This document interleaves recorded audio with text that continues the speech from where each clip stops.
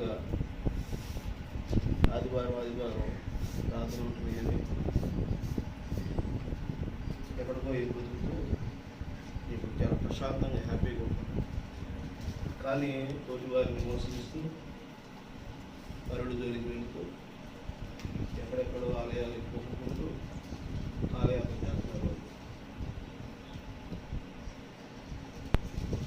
దేవుని వాక్యము అందరి కోసము సౌఖ్యంగా అందరూ మంచి కొరకు ప్రార్థించేటువంటి వారిని కాదనుకుని దూరపోవడం కొనే విధంగా పరుగులు తీసేటువంటి ఈ సమాజంలో పరిస్థితులు ఎట్లా ఉంటాయో చూద్దాం. దేవస్థానం హల్లెలూయా. హబక్కూకు 2వ అధ్యాయం 4వ వచనం. హబక్కూకు 2వ అధ్యాయం 4వ వచనం.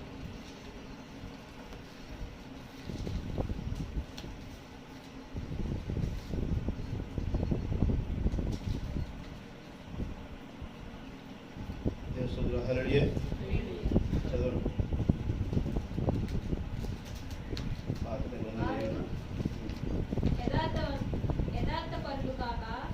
వారు యథార్థపరులు కాక తమలో తాము అతిశయపడుదురు.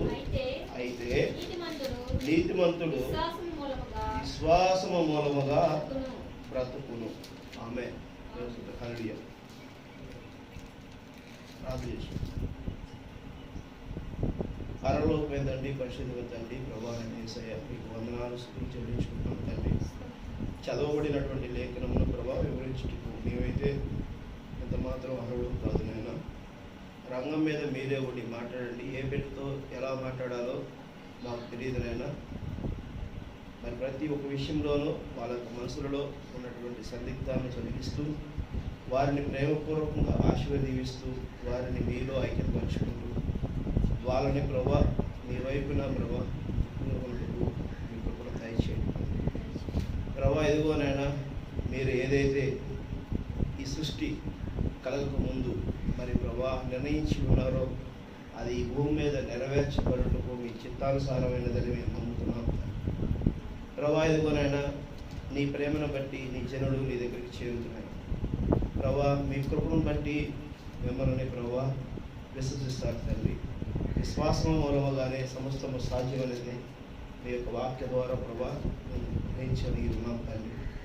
సమస్తమును మీ చేతులు అప్పగించుకుంటూ మమ్మల్ని తగ్గించుకుంటూ కనుక మహిమ మీరే పొందుకోమని ప్రవీణ యేసు క్రీస్తు నామములో అడిగి వేడుకుంటున్నాం మా తండ్రి. ఆమేన్. దేవస్తుతులు హల్లెలూయా.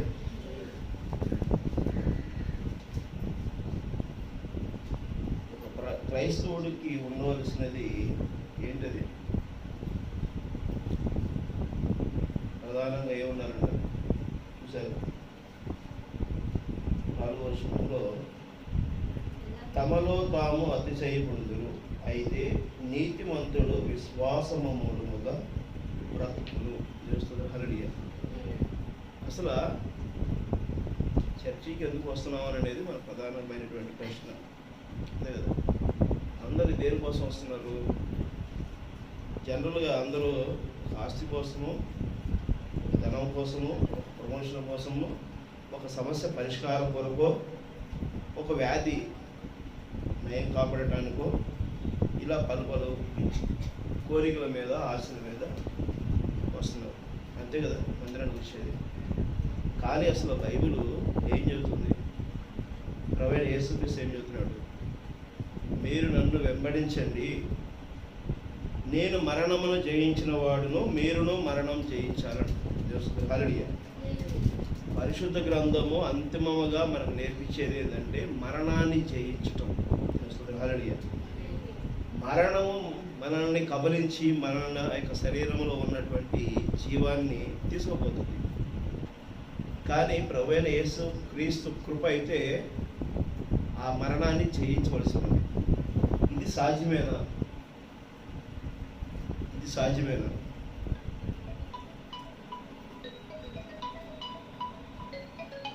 నిజంగా ఇది సాధ్యమవుతుందా? మరణాన్ని జయించటానికి సాధ్యమవుతుందా? సాధ్యమవుతుందా? సాధ్యం కదా. ప్రభువైన యేసుక్రీస్తు సాధ్యమైంది. మరి ఆయనే కదా మరి వెంబడించమని చెబుతున్నాడు కదా, ఆయన వెంబడించమని చెబుతున్నాడు కదా, మరి ఎందుకు సాధ్యం కాదు? నేను ఏ సంపూర్ణత కలిగి ఉన్నానో మీరును అదే సంపూర్ణత కలిగి ఉండుదురు అని చెప్పేసి అని అంటున్నాడు. హల్లెలూయా. అవునగా. మరి ఆ సంపూర్ణత కలిగి ఉండటం కోసం నేను ఏ విధముగా కాడి మోసానో మీరును అదే విధముగా కాడి మోయవలసినది అంటాడు. హల్లెలూయా. మీరు ఏ విధముగా అయితే నేనైతే జయించి ఉన్నానో మీరును ఆ విధంగా జయించమని వాక్యం చెప్తాను. మరి ఇక్కడ ఆదిలోనే 2 విషయాలు స్టార్ట్ అయినాయి. ఏ విషయాలు స్టార్ట్ అయినాయి? ఒకటి జ్ఞానం. జ్ఞానం ఎక్కడ స్టార్ట్ అయింది? హల్లెలూయా. జ్ఞానము ఎక్కడ స్టార్ట్ అయింది? ఆది కాండము చూడండి, 2వ అధ్యాయము. ఆదిలోనే 2 స్టార్ట్ అయినాయి. ఒకటి జ్ఞానము, 2 విశ్వాసం. ఆది కాండం 2వ అధ్యాయము, 3వ అధ్యాయం.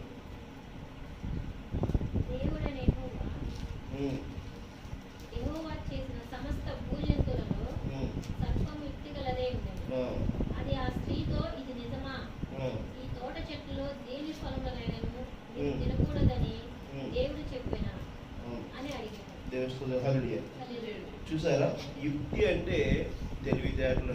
తెలివితేటలకు సాదృశ్యమే జ్ఞానం. అవునా? అవునా? దేవుడు హల్లెలూయా.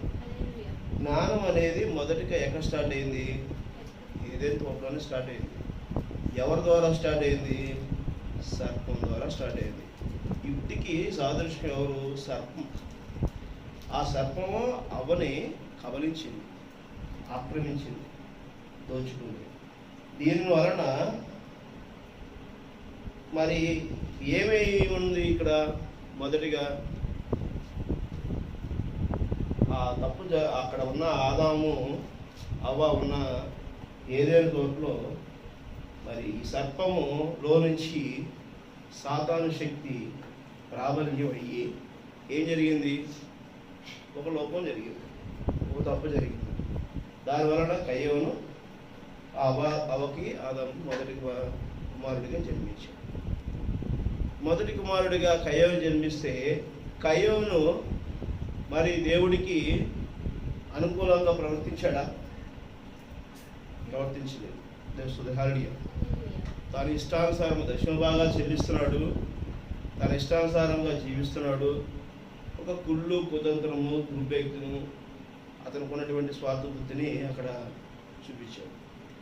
మరి కయ్యోను తర్వాత హేబేలు కూడా జన్మించాడు.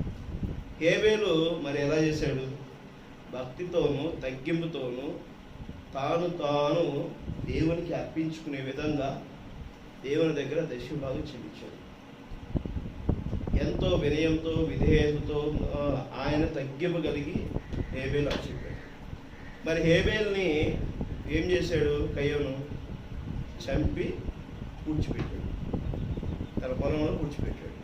హేబేలు రక్తము తండ్రిని ఘోషించింది, దేవుడిని ఘోషించింది. కయ్యోను వచ్చి అడిగాడు తండ్రి. ఎవరు అడిగింది? దేవుడు అడుగుతున్నాడు. కయ్యోను, నువ్వు చేసిన పని ఏంటి? హేబేల్ని ఎక్కడికి వెళ్ళాడు? నీ తమ్ముడైన హేబేలు ఎక్కడికి వెళ్ళాడు అని చెప్తుంటే, యెహోవా నీ తమ్ముడైన హేబేలు ఎక్కడున్నాడని కయ్యోను అడగగా అతడు, నేను ఎరగనని, నా తమ్మునికి నేను కావలవాడునా అన్నాడు. నేనేమన్నా కావలవాడినా? ఆ ఎడిపోతున్నాడో ఏం చేస్తున్నాడో నాకేం తెలుసు అని అంటే ఆయన ఏమంటున్నాడు? అయ్యా, నువ్వు తీసుకెళ్ళి తోటలో చంపావు, పొలంలో పూడ్చిపెట్టావు, తన రక్తం ఘోషిస్తుంది, మరి నువ్వు ఇది ఎందుకు చేసావు? నువ్వు ఇక్కడైతే ఉండటం పనికిరాదు, ఎక్కడి నుంచి నువ్వు వెళ్ళిపోయేదే తోటలో నుంచి అని చెప్పేసి పంపించేశాడు. ఈయన పంపించే ముందుగానే ఏం చేశాడు? ముందుగా ఇంకెవరిని పంపించాడు? అవనే ఆదాముని పంపించేశాడు. అవునా? ముందుగా ఏదైనా తోట నుంచి అవనే ఆదాముని పంపించేశాడు. తర్వాత కయ్యోను కూడా పంపించేశాడు. ఇక్కడ విశ్వాసము చనిపోయిందా లేదా? విశ్వాసం చనిపోయిందా? విశ్వాసం చనిపోలా. విశ్వసించిన వ్యక్తి చనిపోయాడు. చేస్తుంది హల్లెలూయా. అర్థమవుతుందా? దేవుని యందు భయభక్తులు కలిగినటువంటి వ్యక్తి, దేవునికి ఆరాధించిన వ్యక్తి, దేవునికి దశభాగం చెల్లించిన వ్యక్తి, దేవుని పట్ల విశ్వాసం కలిగిన వ్యక్తి, హేబేలు మాత్రం శరీరం మాత్రమే మృతి చేయబడింది, కానీ తన రక్తము ఘోషించింది. చేస్తుంది హల్లెలూయా. అర్థమవుతుందా? అక్కడ ఏ విధంగా జరిగిందో ప్రభువైన యేసు క్రీస్తు మరి దేవుని పట్ల ఉన్న విశ్వాసంతో ఏ విధంగా ఉన్నాడో, ఆయన శరీరం అయితే సిలువకు అప్పగింపబడింది, కానీ తనైతే మరణానికి అప్పగింపబడలేదు. ఆమేన్. అర్థమవుతుందా? అంటే విశ్వాసము మూలముగానే జీవించబడుతుంది. జ్ఞానముతో కానీ, ఆస్తితో కానీ, సంపదతో కానీ నువ్వును నేను జీవించబడవు. చేస్తుంది హల్లెలూయా. మనం జీవించాలంటే, నిత్య జీవం కలిగి ఉండాలంటే దేనితో? దేవుని యందు విశ్వాసంతోనే జీవితాన్ని మనం కలిగి ఉండాల్సి ఉంది. అంతేగాని మన ఇష్టానుసారమైనగా మనం జీవిస్తే కుదరదు. రోమా చూడండి, రోమా 1వ అధ్యాయం 17వ వచనం.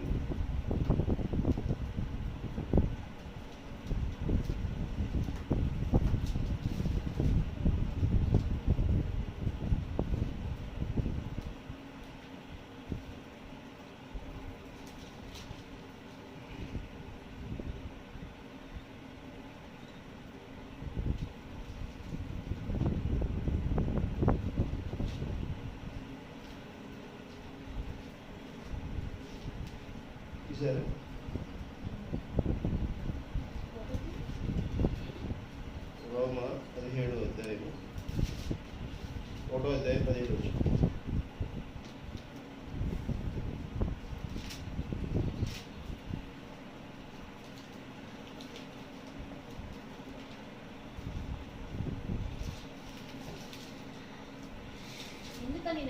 ఎందుకనినా నీతిమంతుడు విశ్వాసము మూలముగా జీవించునని వ్రాయబడిన ప్రకారము విశ్వాసము మూలముగా అంతకంతకు విశ్వాసము కలిగినట్లు దేవుని నీతి దానియందు బయలుపరచబడుచున్నది.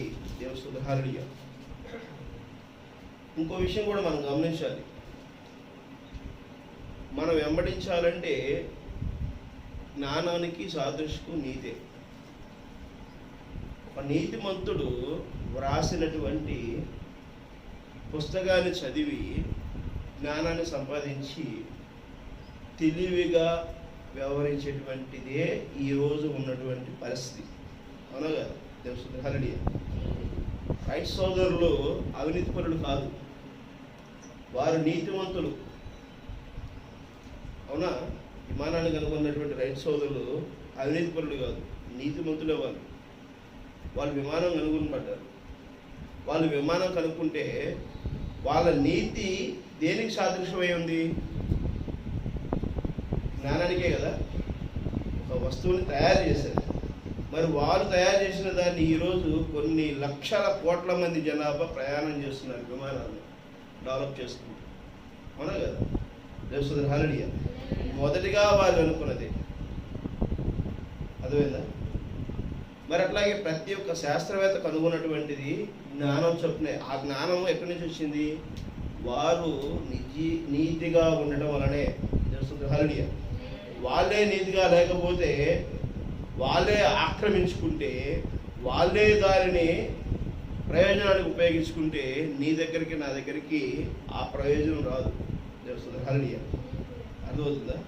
కానీ దాని యొక్క తయారీకి, దాని యొక్క మనుగడ కోసము, దానిని ఉపయోగించుకోవడం కోసము ఒక క్రైమ్ చెల్లించవలసిన పరిస్థితిని మనమే నిర్ధారించుకుని ఉన్నాం. హల్లెలూయా. అర్థమవుతుందా? అంటే మన సౌలభ్యానికి మనమే ఒక వ్యయాన్ని మనం ప్రేరేపించుకుని వస్తున్నాం. దీనిని తీసుకొచ్చి మనం దేవుడికి మరి అంటగడతామా? దేవునికి అంటగట్టాల్సిన అవసరం లేదు కదా, అవునా? మరి నీ జ్ఞానం ఎక్కడుంది? ఒక లావాదేవీలో ఉంది, అవునా? దేవసుధరాలుడిగా నీ జ్ఞానం ఎక్కడుంది? ఒకరికి ఇచ్చి పుచ్చుకోవడంలో ఒక లావాదేవీలో ఉంది. అదే విశ్వాసం అయితే హబక్కుకు 3వ అధ్యాయం చూడండి. హబక్కుకు 3వ అధ్యాయము. విశ్వాసం అయితే ఎలా ఉంటుంది? 17 వచ్చిన 17 వచ్చింది. అంజూరపు చెట్లు పూయకుండినను, ద్రాక్ష చెట్లు ఫలించకపోయినను, ఒలివల చెట్టు కాపు లేకపోయినను, చేనిలోని పైరు పంటక రాకపోయిను, గొర్రెలు దొడ్డిలో లేకపోయిను, సాలులో పశువులు లేకపోయినను, నేను యెహోవాయందు ఆనందించును. నా రక్షణకర్త అయిన నా దేవుని యందు నేను సంతోషించుతును. ప్రభువగు యెహోవాయే నాకు బలము. ఆయన నా కాళ్ళను లేడి కాలువలే చేయును. ఉన్నత స్థలముల మీద ఆయన నన్ను నడివ చేయును. దేవుడు హల్లెలూయా. అదవుతుందా? పేతురును కూడా ఆయన ఏం చెప్పాడు? పేతురును కూడా నీటి మీద నడుచుకుంటూ రమ్మన్నాడు. ఆయన నీటి మీద నడుచుకుంటూ వస్తుంటే, ప్రభువా నువ్వు ఎలా నీటి మీద నడుచుకుంటూ వస్తున్నావు అని అంటే, నువ్వు కూడా రా పేతురు అంటాడు. ఆయన నేను నడవగలుగుతానా లేదా నడవగలుగుతానని అనేటువంటి ఒక అపనమ్మకంతో అడుగు వేసినప్పుడు నీటిలోకి కుంగిపోయాడు. సముద్రంలో, కాలంలోగా సముద్రములు. అర్థమవుతుందా? నువ్వు దేవుని యందు విశ్వాసం నీ దగ్గర లేకపోతే అలానే కృంగిపోతావు. అదే దేవుని యందు విశ్వాసం ఉంటే, నాకు దేవుడు మేలు చేయగలుగుతాడు, నాకు స్వస్థతనిస్తాడు, నాకు ఉన్న సమస్య పరిష్కరిస్తాడు, నేను ఆయన దగ్గర ప్రార్థనాపూర్వకంగా ఉండాలి, నేను నీతిని వదలకూడదు, యథార్థతను వదలకూడదు, ఎక్కడా దిక్కుమాల పనులు చేయకూడదు. నీకు నష్టమే రావచ్చు, కష్టమే రావచ్చు, కానీ దేవుని క్రమాన్ని ఎక్కడ నువ్వు విడిచిపెట్టకూడదు. హల్లెలూయా. అర్థమవుతుందండి? ఎండాకాలము ఎండలు కాస్తున్నాయి అని చెప్పేసి అని కాలాన్ని మనం ఏమైనా ఆపగలుగుతామా? దేవుడు హల్లెలూయా. 1981 ముందు దుబాయ్ ఎందుకు పనికిరాని ఎడారి, అవునా? 1991లో, ఇప్పుడు కాదు, అంతకు ముందు ఉన్న పరిస్థితి. 91 నుంచి ఇప్పటికీ ఎన్ని సంవత్సరాలు అయింది? సుమారుగా 22-23 సంవత్సరాలు వచ్చింది. 22-23 సంవత్సరాల్లో దుబాయ్ ఏ పరిస్థితిలో ఉంది? ప్రపంచానికే ఒక తలమానికగా మారింది, సెంటర్ ఆఫ్ అట్రాక్షన్గా మారింది. వాళ్ళు కట్టేటువంటి పర్యాటక కేంద్ర డెవలప్మెంట్ అంతా ఎంత కాకుండా వాళ్ళు ఏం చేశారు? ప్రకృతితోనే చెలగాట ఆడాలని చెప్పి చూశారు. దేవుడు హల్లెలూయా. ఏం చేశారు? ప్రకృతితోనే చెలగాట ఆడారు. ఏం చేశారు? కృత్రిమంగా వర్షాన్ని కురిపించాలని చెప్పి ప్రయత్నం చేశారు. వర్షాలు వాళ్ళకు కురవు, కానీ ఎక్కడెక్కడ వేగాలు రావడానికి ఒక లిక్విడ్ స్ప్రే చేశారు. వచ్చింది వర్షం. ఎలా వచ్చింది? కుంభపోత వర్షం, మామూలు వర్షం కాదు. కార్లు కొట్టుకుపోయినాయి, బిల్డింగ్లు పడిపోయినాయి, బెంచీలు పడిపోయినాయి, ఈ డ్యాములు కొట్టుకుపోయినాయి. మొత్తం వర్షం అల్లా కుల్లాలం అయిపోయింది. అర్థమవుతుందా? అంటే మనము ఏదో చేయాలనుకుంటాము, ఏదో చేస్తాం. మన అవసరాలకి మనము చెయ్యాలి, కానీ దానికి ఒక లిమిటేషన్ ఉంటుంది. శృతి మించి చేస్తే ఏమవుతుంది? వేననేది శృతి మించి వాయిస్తే ఏమవుతుంది? తీగ దిగింది. ఇప్పుడు ప్రపంచంలో ఆ పరిస్థితి వచ్చింది. ఈ సంవత్సరం మనం ఎండాకాలం చూసామా? ఈ సంవత్సరం ఎండాకాలం వల్ల దాని ప్రకృతి వికృతి శాస్త్రం అయితే ఏమవుతుంది చూస్తారు. ఈ సంవత్సరం భయంకరమైనటువంటి పరిస్థితి చూస్తారు. ఎండలు లేవు, చల్లగా ఉందనుకుంటున్నాం. కానీ ఎండలో లేకపోతే కంట్రోలింగ్ మారిపోయింది. అర్థమవుతుందా? తెలుస్తుంది. హాలిడే ఒక ఫ్యాన్కి కట్అవుట్ పోయింది అనుకో, ఫ్యాన్ కంట్రోల్ చేసే 1 2 3 స్టెప్స్ పెట్టుకొని మన స్పీడ్ కంట్రోల్ చేస్తాం కదా, ఆ స్పీడ్ చేసి కట్అవుట్ పోయింది అనుకో, అదేమవుతుంది, మన ఆధీనంలో ఉండదు, దాని ఇష్టానుసారంగా తిరిగింది, పేపర్లు ఎగిరిపోతూ ఉంటాయి, కంట్రోల్ చేయలేము. ఫ్యాన్ ఆపేస్తే చెవట్లో తట్టుకోలేము. అర్థమవుతుందా? ప్రకృతిని కూడా కంట్రోలింగ్ని మనము ఆ శృతి మించినప్పుడు అది చేసేటువంటి దానికి మనం చెవి చూడాల్సిన పరిస్థితి వస్తుంది. అందువల్ల ఈ సంవత్సరం మన ఎండలో లేకుండా చల్లని వాతావరణంలో వేసవిని రోహిణి కార్తీని దాటేస్తున్నాం. ప్రజలు రోహిణి కార్తీలో ఉన్నాం, అయినా చల్లగా ప్రశాంతంగా ఏదో వర్షాకాలం ఉన్నట్టుగా. ఇది దాటితే రేపు వర్షాకాలం ఎండలు వస్తే ఏం చేస్తాం?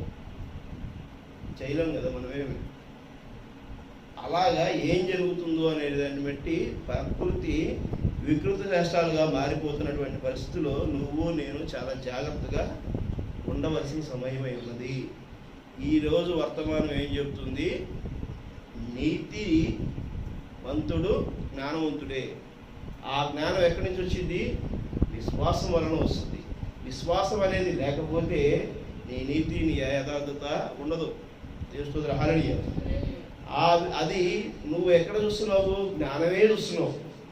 జ్ఞానానికి మూలమైన నీతిని వదిలేస్తున్నావు. ఆ నీతికి మూలమైనటువంటిది విశ్వాసం. విశ్వాసం లేకపోతే నువ్వెంత చేసుకున్న ప్రయోజనం లేదు. తెలుస్తుంది. హల్లెలూయా. నెక్స్ట్ చూడండి, గలతీయులకు రాసిన పత్రిక 3వ అధ్యాయం 11వ వచనం.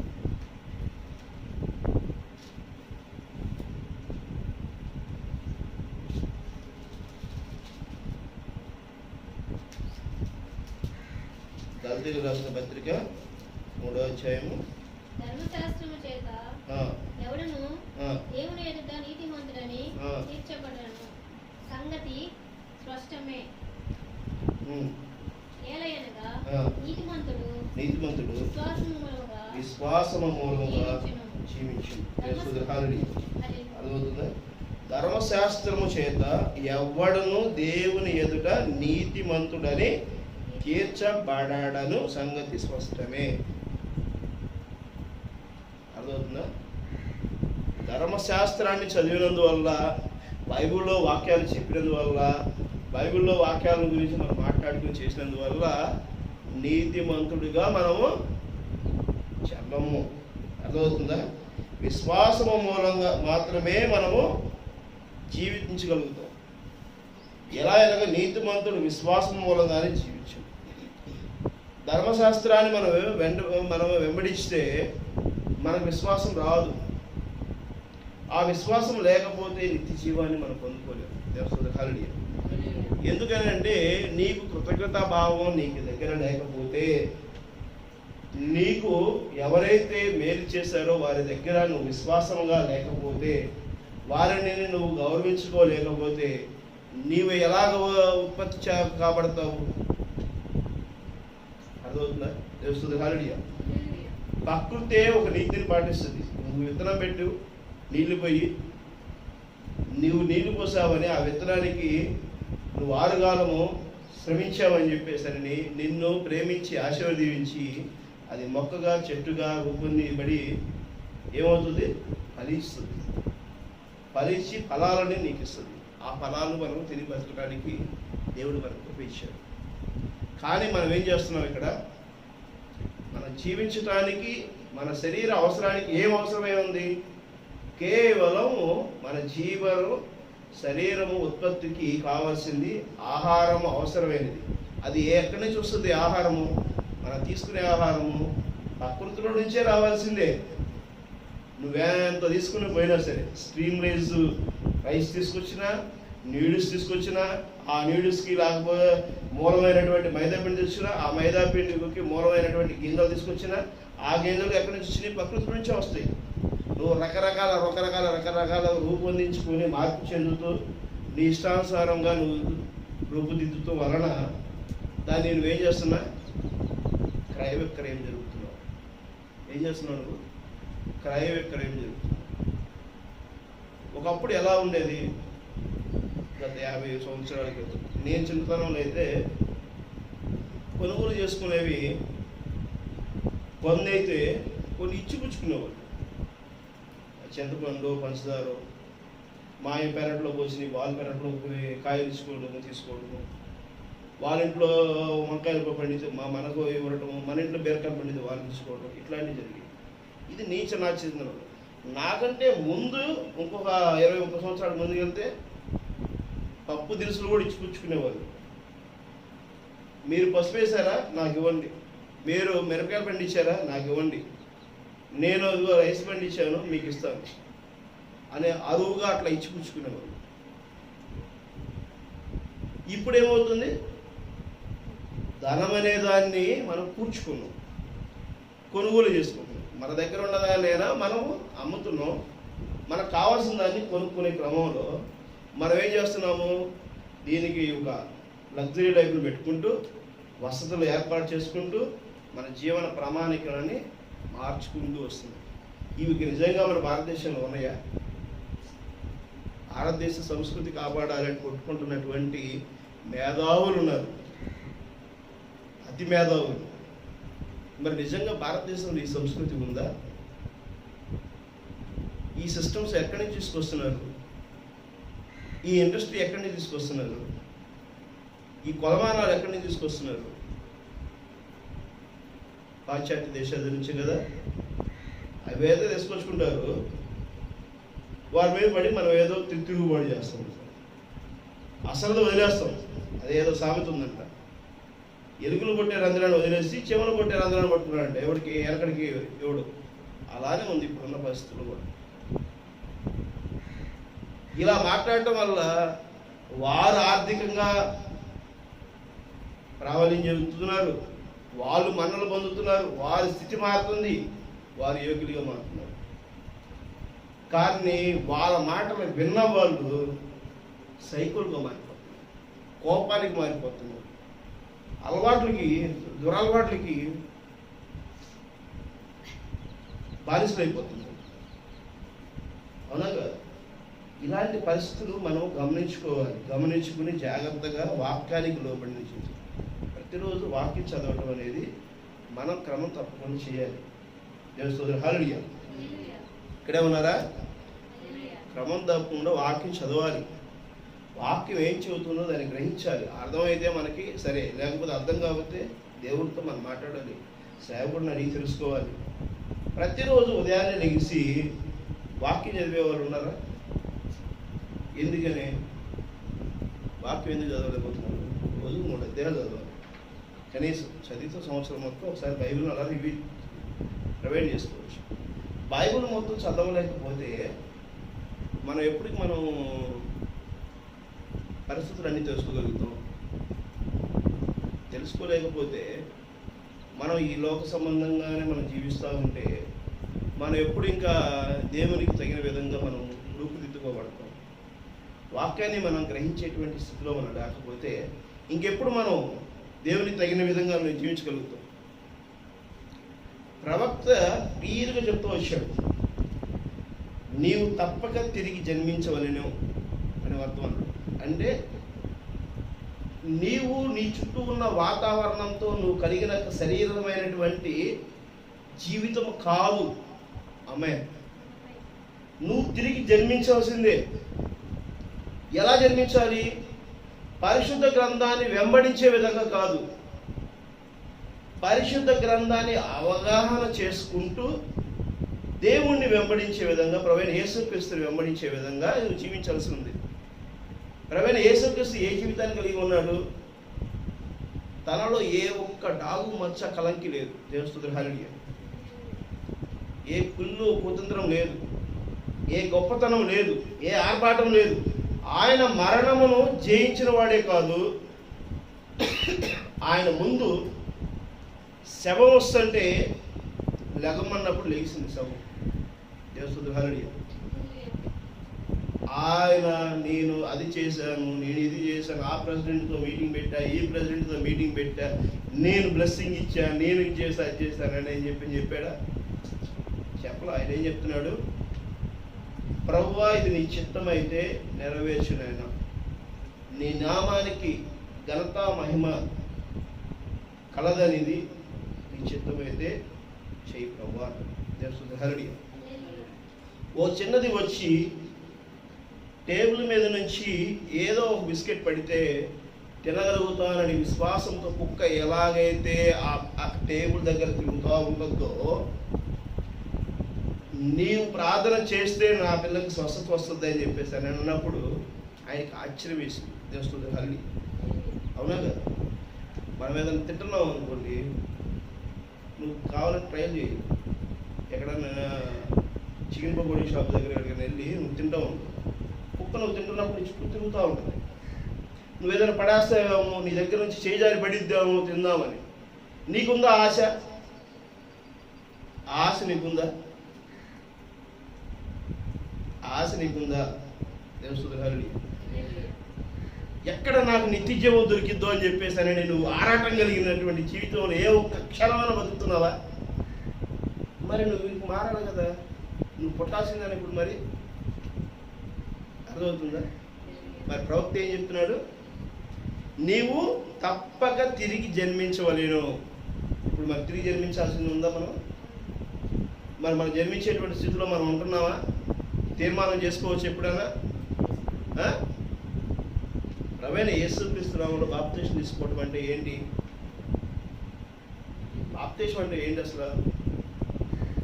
బాప్తిసం అంటే నీళ్ళలో మునిగి లేకపోవడం కాదు, మతం మారటం కాదు, ఒక చర్చికి అంకితం అవటం కాదు. అర్థమవుతుందా? హల్లెలూయా. ఈ లోక సంబంధముగా మనకి అలవాటు అవుతున్నటువంటి ఆ అలవాటును, ఆ బానిసత్వాలను వాటిని తొలగించి దేవుడు ఏం చెప్తున్నాడో, ప్రభువైన యేసు క్రీస్తు ఏ విధమైనటువంటి జీవితాన్ని కలిగి మనకు చూపించాడో, దాన్ని వెంబడించిన ప్రవక్తలు అపోస్తలుల పౌలు కానించి ఇప్పటి వరకు ఉన్న ప్రవక్తలు ఏ విధంగా అయితే ఆ 7వ దూత వరకు ఎక్కడో ఏదో జరిగినడు ఆ యొక్క వారిని మనం వెంబడించవలసి ఉన్నది అనేది మలాకి గ్రంథం 4-5 వచనాలు చెప్తుంది. అవునా? దేవుని హల్లెలూయా.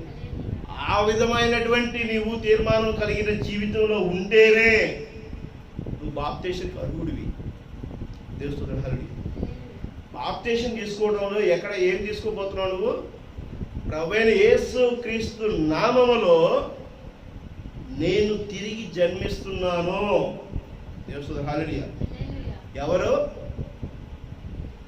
నేను పలానా తండ్రి పలానా తల్లి పిల్లవాడిని, పలానా ఆస్తి నాకు వస్తుంది, నేను ఈ ఆస్తికి వారసుని, పలానా జమీందారిగిరికి, పలానా రాజకీయ వారసుని, పలానా రాజ్యానికి నేను వారసుని అని ఈ లోకానికి నువ్వు అనుకుంటున్నావు. కానీ ప్రభువైన యేసు క్రీస్తుకి ఒక వారసత్వం ఉంది, ప్రభువైన యేసు క్రీస్తుకి ఒక రాజ్యం ఉంది, ప్రభువైన యేసు క్రీస్తు ఒక ఆస్తి కలిగిన వాడు. పరలోక రాజ్యం ఆయనది. ఆమేన్. ఆ పరలోక రాజ్యానికి మొదటగా వెళ్ళినటువంటి ప్రభువైన యేసు క్రీస్తు నీకును నాకును సహోదరుడిగా ఉండి, నీకును నాకును మరి కలయిక కలిగినటువంటి ఆయనని మనం వెంబడించవలసి ఉన్నది.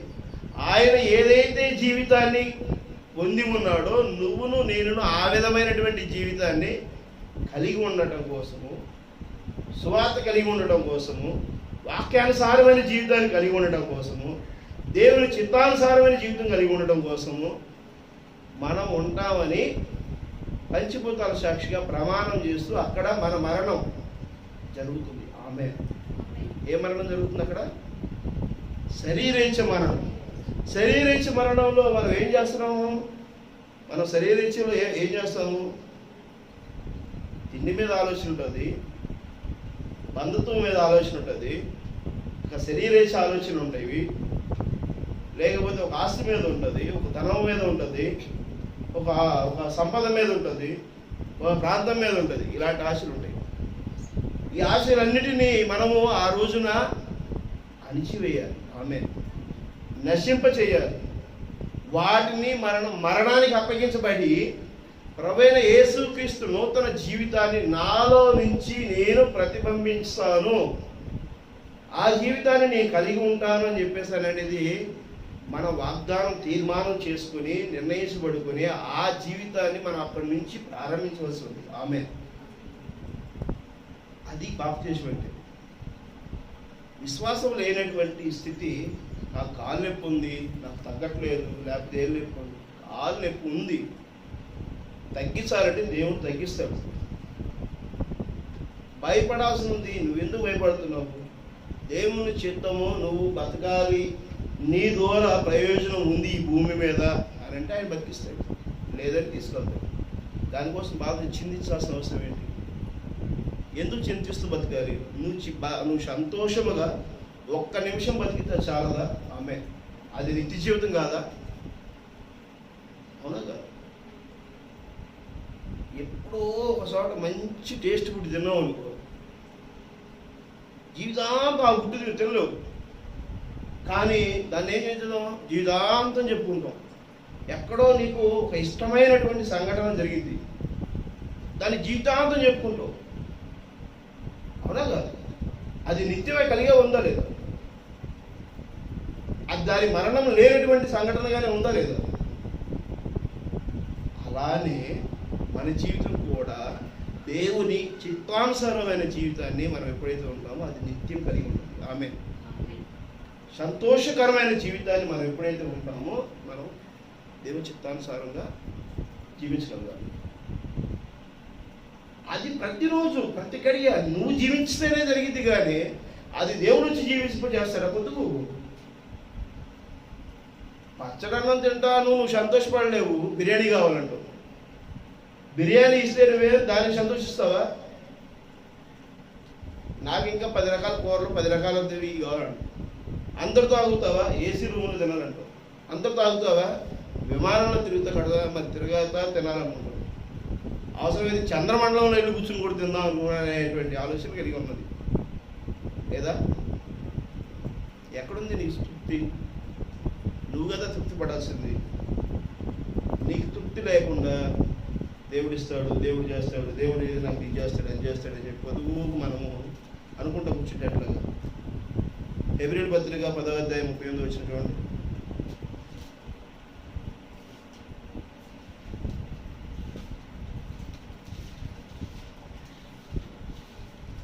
హెబ్రీయుల పత్రిక 10వ అధ్యాయము 38వ వచనం.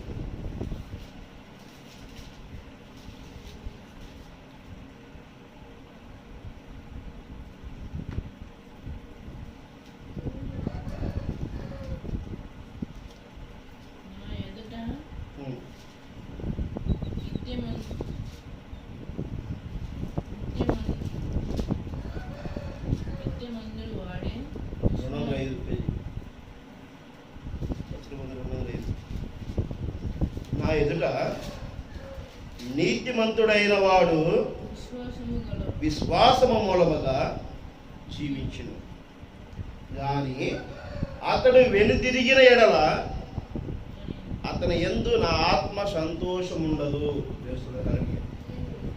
నా ఎదుట నీతిమంతుడైన వాడు విశ్వాసము మూలంగా జీవించును. అర్థమవుతుందా? నా ఎదుట నీతిమంతుడైన వాడు విశ్వాసం మూలంగా జీవిస్తాడు. నీతిమంతుడుగా ఉన్నవాడు విశ్వాసం మూలంగా జీవిస్తాడు. కానీ అతడు వెనుదిరిగినాడల ఆ విశ్వాసాన్ని కోల్పోయి మరలా నువ్వు వెనుదిరుగుతావే, అప్పుడేమవుతుందంట? నా ఆత్మకు సంతోషం ఉండదు. అతని యందు నా ఆత్మకు సంతోషం ఉండదు. ఆత్మ ఎవరిది? దేవుడిది. ఆమేన్. నీకు ఇక్కడ ఉంది అని చెప్పేసానని నువ్వు వచ్చి నువ్వు తృప్తి పొందుతూ చేసుకున్న తర్వాత రుచి చూసిన తర్వాత మరలా వెనక్కి తిరిగి వెళితే, విశ్వాసాన్ని నువ్వు విడిచి వెళితే ఆత్మకి ఇంకా సుఖం ఉండదు, సంతోషం ఉండదు. గలిబిడిగానే అటుపోతే ఏమవుతుంది, ఇటుపోతే ఏమవుతుంది, అలా వెళ్ళిపో ఈ గలిబిడి బతుకుతూనే ఉండిపోతారు అన్నమాట. ఒక చోట మనకి విశ్వాసం ఉండాలి, ఒక చోటే మనము జీవించడానికి మనసు కలిగి ఉండాలి. ఎక్కడ కలిగి ఉండాలి? నీకు ఎక్కడున్నదో అక్కడే ఉండాలి. విశ్వాసము మూలముగానే దేవుని యందు నిత్య జీవం ఉంది. హల్లెలూయా. దేవునికి ఒకటే నామం ఉంది, దేవుడు ఒక్కడే ఉన్నాడు. దేవుడు వేరు వేరు వ్యక్తులలో లేడు. శరీరము ఆకారములు అయితే వేరు వేరు ఉంటాయి, కానీ దేవుడైతే మటుకి ఒక్కరే. ఆమేన్. దేవుడైతే ఒక్కరే. దేవుడు ఒక్కడ తప్పనించి మరో దేవుడు లేడు, రాడు, ఉండబోడు. రకరకాల ప్రామాణికలో, రకరకాల స్థితులలో, రకరకాల స్థాయిల్లో కొంతమంది కల్పించేటటువంటి పరిస్థితులను బట్టే కొన్ని ప్రామాణికమైనటువంటి పరిస్థితులు నెలకొల్పబడుతున్నాయి. కానీ దేవుడు ఒక్కడే.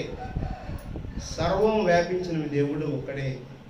నీవును నేనును తెలుసుకోవాల్సింది ప్రపంచంలో, దేశంలో, విశ్వంలో, గెలాక్సీలో, అనంత విశ్వ మండలంలో తెలుసుకోవాల్సిన బోల్డంత ఉంది. నీవును నేను చూసేది ఒక సూర్యుడే, కానీ బోల్డెన్ని సూర్యులు ఉన్నాయి, బోల్డెన్ని సౌర కుటుంబాలు కూడా ఉన్నాయి విశ్వంలో. అర్థమవుతుందా? ఒక భూమికే ఆయన ఆధిపత్యం కలిగిన వాడు కాదు. అలా ఇలాంటి భూములు బోల్డెన్ని ఉన్నాయి, కాలాంతరము రూపాంతరం చెందుతున్నాయి, బోల్డెన్ని ఉన్నాయి. జీవము ఉత్పత్తికి జరుగుతూనే ఉంటుంది, క్రమం జరుగుతూనే ఉంటుంది, క్రమం జరుగుతూనే ఉంటుంది. అయితే మనం ఏ విధమైనటువంటి జీవితాన్ని కలిగి ఉండాలి? తగ్గింపు కలిగి, తోటివారిని ప్రేమించే గుణగణాలు కలిగి, ఒకరి పట్ల ఒకరు మర్యాదపూర్వకమైన జీవితం కలిగి జీవించటమే మనకి కావాల్సింది. హల్లెలూయా. అహంకారంతోనూ, హెచ్చింపుతోనూ, దుర్వాడతోనూ, ద్వేషిస్తోనూ, కులువతనంతోనూ, ఆక్రమించుకోవటాను, స్వాధీనపరచుకోవడంతోనూ, స్వార్థంతోనూ, ఇవి అన్నీ జీవితానికి ప్రామాణికాలు కాదు. ఎప్పుడైతే నువ్వు నిర్మలమైన మనసుతో ఉంటావో, నీలో మనసులో ఎటువంటి కల్మషం లేకుండా ఉంటుందో, ప్రతి విషయాన్ని నువ్వు గమనించగలుగుతావు. ఎవరితో ఎంత మాట్లాడాలో నీకు తెలిసిద్ది, ఎవరితో ఎలా వ్యవహరించాలో నీకు తెలిసిద్ది, నీకు అర్థమవుతుంది. ఆ స్థితిని బట్టి మనం జీవించగలగాలి, తగ్గింపు కలిగిన జీవితంలో ఉండాలి. అనవసరమైనటువంటి విషయాలను మనం పక్కన పెడితే మనకు కావాల్సింది ఏంటనేది దేవుడు మనకిస్తాడు. అది మనకేం కావాల్సింది ఏంటనేది మనమేమి చేస్తాము, నేను అది చేస్తా, ఇది చేస్తా. ఎప్పుడైతే నిన్ను నువ్వు కోల్పోతావో అప్పుడు దేవుడు నీలో నుంచి ప్రతిబింబిస్తాడు. ఆమేన్. నేను చేస్తానంటే నువ్వు చేసేది ఏమీ లేదు, ఆయన చేసేది చేయబడాలి. ఆమేన్. సూర్యుడి నుంచి కాంతి రావడానికి, అక్కడ సౌరమండలం వ్యాపించడానికి ఆయన చిత్తానుసారం ఉంది కాబట్టి సౌరమండలం ఉంది. అర్థమవుతుందా? ఇక్కడ ఈ బుక్ నేనేం లేదనుకుంటే దీని మీద ఏమి లేదు, ఓకే, కరెక్టే.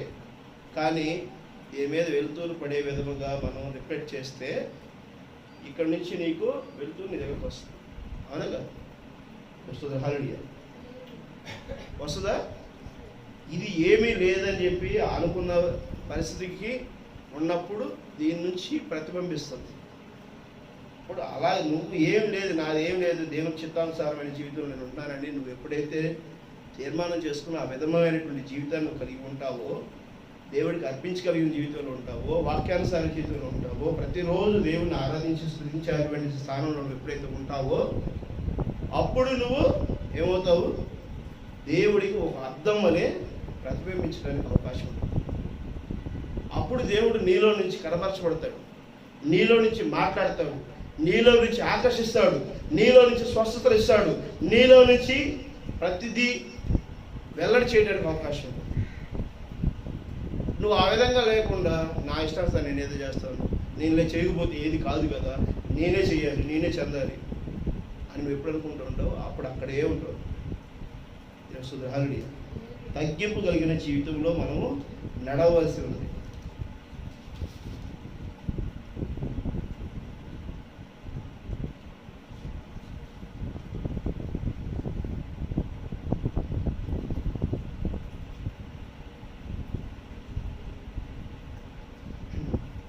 హెబ్రీయులు 13వ అధ్యాయము 8వ వచనం.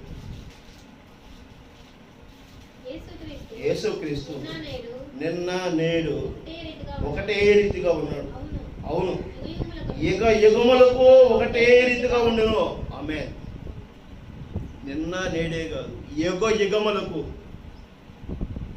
యుగ యుగములకు, ఈ కలియుగమునైనా, ఆ త్రేతాయుగమునైనా, ఆ ద్వాపరయుగమునైనా, ఆ కృతాయుగమునైనా, ఏ యుగంలోనైనా ఆయన ఒకటే రీతిగా ఉన్నాడు.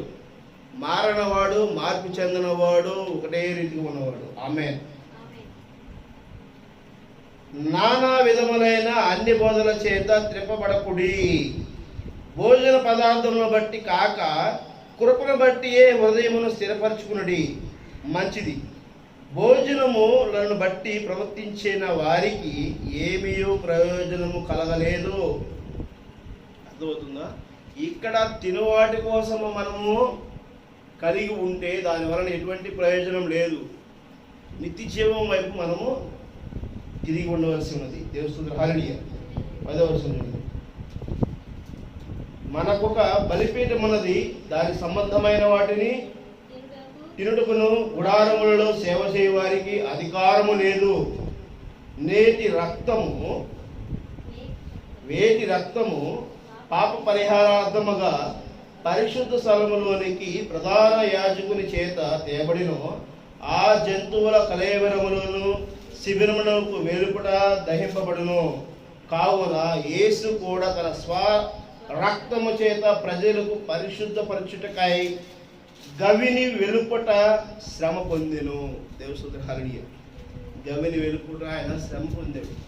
ఎలాగా? ఆయన జీవితంలో శ్రమ పొందాడు. నీ వలనే నా వలనే ఆయన ప్రతి ఒక్క మాటని పడ్డాడు, తిట్టించుకున్నాడు, తన్నించుకున్నాడు, రాళ్లతో కుట్టించుకున్నాడు, ఉమ్మివేయబడ్డాడు. ఆయన కీర్తింపబడలా, గవిని వెలుపట కీర్తింపబడలా. దేవుని స్తుతి. హల్లెలూయా. దేహముతో ఉన్నప్పుడు ఆయన ఏమి కీర్తింపబడాలా? ఆయన వెంబడించమని చెప్పేసి ఆయన ఎంత చెప్పినా అర్థం చేసుకోవాలా. అందుకని ప్రభువా నేనేమన్నాడు, ప్రభువా వీరేం చేస్తున్నారు వీరికి తెలియదు, వీరినైతే మన్నించి ప్రభువా అని చెప్పాడు. హల్లెలూయా. కాబట్టి మనం ఆయన నిందను భరించుచు శిబిరము వెలుపులకి ఆయన యొద్దకు వెళ్ళుదము. నిలువరమైన పట్టణము మనకిక్కడ లేదు కానీ ఉండబోచున్న దాని కోసము ఎదురు చూచుతున్నాము. కాబట్టి ఆయన ద్వారా మనము దేవుని ఎల్లప్పుడూ స్తుతియాగము చేయుదము, అనగా ఆయన నామమును ఒప్పుకొనుచు వివాహ ఫలము అర్పించుదము. దేవుని స్తుతి. హల్లెలూయా. పూర్తి సంపూర్ణముగా మనలో ఉన్నది హృదయానుసారంగా ఆయనకి అర్పించవలసి ఉంది. అర్పించినప్పుడే నిన్న నేడు నిరంతరమైనటువంటి ఏకరీతి దేవుడైనటువంటి ప్రభువైన యేసు క్రీస్తు కృపా సమాధానము మనకి ఏంటో తెలుస్తుంది. మనం దాన్ని వెంబడించగలుగుతాం, పొందగలుగుతాం. దేవుని స్తుతి. హల్లెలూయా. అందుకనే ప్రతిరోజు ప్రార్థన కావాలి, వాక్యం చదవాలి, తగ్గింపు కలిగి ఉండాలి. మనం మాట్లాడేటప్పుడు ప్రతి మాట కూడా మనం కోపం వచ్చినా సరే అణిచివేసుకునే విధంగా మనం జీవించగలిగి ఉండాలి. మనం తగ్గింపు కలిగిన జీవితంలో ఎప్పుడైతే ఉంటామో అప్పుడు మనం ఆయన నామాన్ని గణపరిచేవారిగా ఉంటాం. ఆయన నామాన్ని గణపరిచేవారిగా ఆయన జీవితాన్ని మనం వెల్లడి చేసే విధంగా ఆయన సువార్తను మనం ప్రకటించలేనటువంటి స్థితిలో మనం ఉండి వ్యర్థమే. ఎంత మనం క్రైస్తవులు అనుకున్నా కూడా వ్యర్థమే. దేవుని. హల్లెలూయా. ఆయన వాక్యానుసారమైన జీవితాన్ని నేను జీవించలేకపోతే నిజముగా మనం ఎన్ని రోజులు మనం మందిరానికి వచ్చినా, ఎన్ని రోజులు పాటలు పాడుకున్నా, ఎన్ని రోజులు మనము వాక్యాన్ని వింటున్నామని చెప్పుకుంటున్నా ప్రయోజనం లేదు. ప్రార్థన కలిగి ఉండాలి, తగ్గింపు కలిగి ఉండాలి. మనం మాట్లాడే మాటలో దేవుని యొక్క స్వరం ఉండాలి, దేవుని యొక్క జీవం ఉండాలి. మనకు ఆ యొక్క నడకలో దేవుని యొక్క కనబరిపు ఉండాలి. అది లేనప్పుడు మనము నిజముగా క్రైస్తవానికి సాదృశ్యం కలిగిన వారు కాదు. ప్రభువైన యేసు క్రీస్తుకు సాదృశ్యమైన జీవితం మనం కలిగి లేని వారు కాదు. కాబట్టి ప్రార్థన ఎక్కువ సమయం గడపండి, దేవుడితో మాట్లాడండి, దేవుడు ఏం మాట్లాడుతున్నాడో తెలుసుకోండి, దేవుని చిత్తానుసారంగా జీవించడం కోసం ప్రయత్నం చేయండి.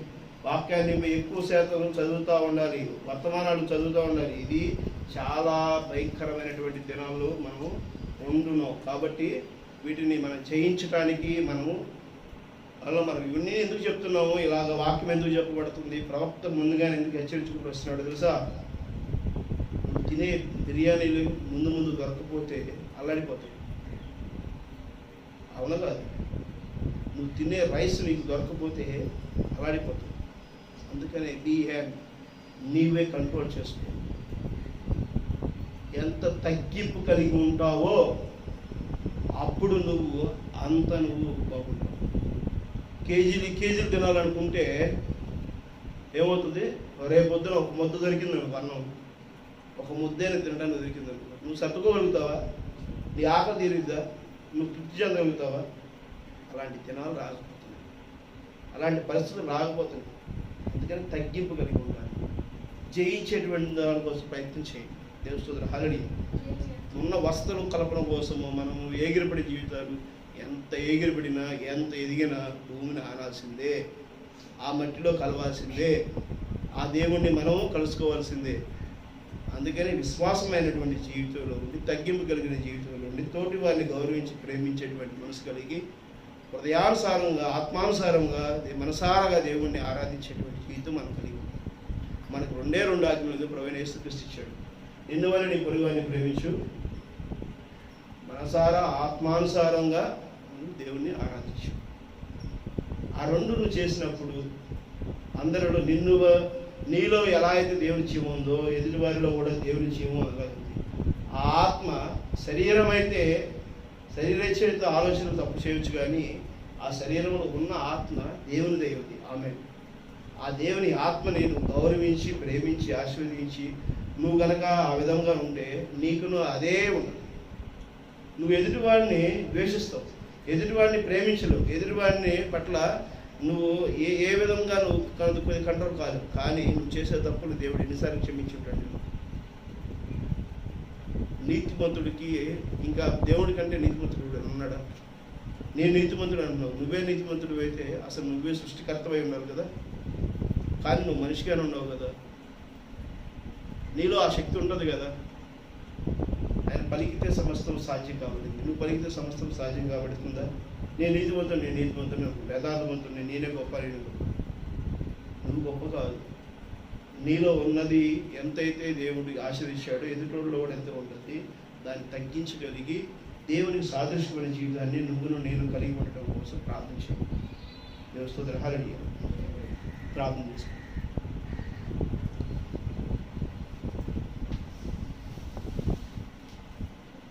పరలోకమైనదండి, పరిశుద్ధమైనదండి ప్రభువా, యేసయ్యా మీకు వందనాలు చెల్లించుకుంటున్నాం తండ్రి. ప్రతి విషయాన్ని ఆశీర్వదించి మీ కాపుదల భద్రపరిచి ప్రభా, మీ కాపుదల భద్రపరిచి దీవించినందుకు మీకు వందనాలు. ఈరోజు ప్రభా మేము ఎలా తగ్గించుకోవాల్సినదో, మీలో ఎలా జీవించవలసినదో, మమ్మల్ని ప్రభా మేము ఎలా కనబరుచుకోవాల్సినదో, జ్ఞానానికి మరి విశ్వాసానికి వ్యత్యాసంతో మేము ఏ విధమైనటువంటి పరిస్థితుల్లో మరి ఈరోజు నిలిచి ఉన్నామో వాటిని మీరు ప్రభా బేషరతుగా ప్రభా మీరు తెలుసుకున్నట్టుకు మీ కృపని మాకు కలిగించినందుకు మీకు వందనాలు చెల్లించుకుంటున్నాను తండ్రి. ప్రతి ఒక్క బిడ్డను దీవించండి. సంఘంలో ఎవరైతే అవసరాల కోసం ప్రార్థిస్తున్నారో వారందరిని ఆశీర్వదించండి నాయన. వారికి ప్రభా సమస్తం సాధ్యపరచండి నాయన. వారికి ఆరోగ్య స్థితిగతులను మార్చండి, మీరు దీవించండి నాయన. ఎవరైతే ప్రభా ప్రార్థన అవసరాల కోసం ప్రభా మరి ఉంటున్నారో వారిని మీరు దీవించండి ప్రభా. వారు సొంతముగా వారికందుకు వారి ప్రార్థన చేసేటువంటి కృపా సమాధానం కలిగజేయండి తండ్రి. ఎవరైతే ప్రభా మరి మీ యొక్క వాక్యము ద్వారా వింటున్నటువంటి వారిని ఉన్నారో వారిని మీరు ఆశీర్వదించండి. చుట్టుపక్కల వాళ్ళందరూ కూడా పేరు పేరున దీవించండి. వారి కుటుంబ అవసరాలు అక్కడ తీర్చండి. ప్రతి ఒక్క బిడ్డ యొక్క అనారోగ్యాలని ప్రభా స్వస్థపరచండి నాయన. ప్రతి ఒక్క వ్యాధిని దూరం చేయండి.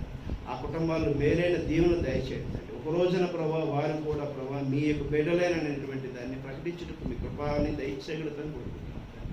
సమస్తమును మీ చేతులు అప్పగించుకుంటూ ప్రభా ఈ శబ్దాల ద్వారా యూట్యూబ్ ద్వారా వింటున్నటువంటి ప్రతి బిడ్డను కూడా దీవించగలుగుతారని కోరుకుంటున్నాను. సమస్తమును మీ చేతులు అప్పగించుకుని మేము తగ్గించుకోండి. కనుక మహిమ మీరే పొందుకోమని ప్రభువైన యేసుక్రీస్తునామములో అడిగి వేడుకుంటున్నాము. కూడి వచ్చిన జనులకును మరి వాక్యం అందించిన నాకును ప్రభువైన యేసుక్రీస్తు నామములో కృపా సమాధానం కలుగును గాక.